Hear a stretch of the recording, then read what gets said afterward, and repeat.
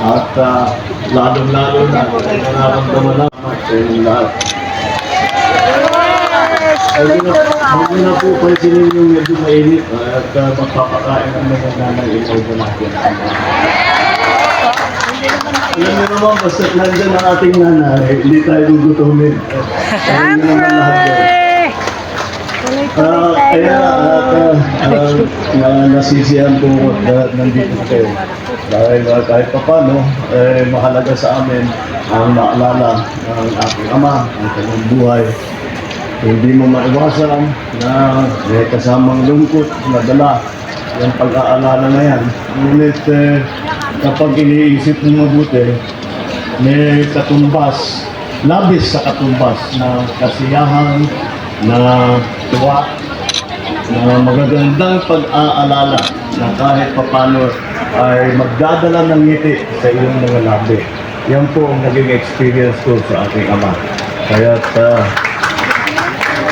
napakaganda na nabasa natin yung kanyang prayer dahil nandyan talaga lahat ang nasa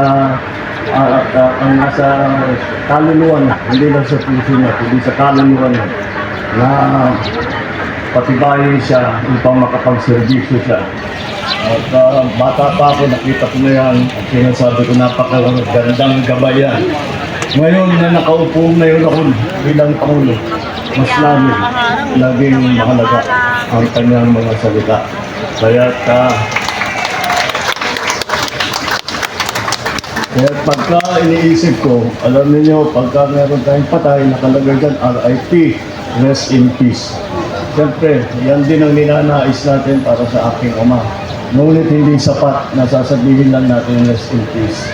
Para mag-rest in peace ang aking ama, kailangan pagpatuloy natin ang trabahong sinimulan niya. Ipagpatuloy natin ang pagpaganda ng Pilipinas at ang pagmamahal sa Pilipino. Yan ang magdadala sa ating ama at malalaman natin tayo.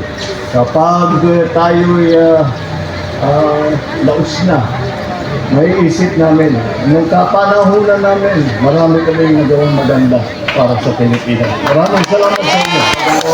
Maligayang undas po.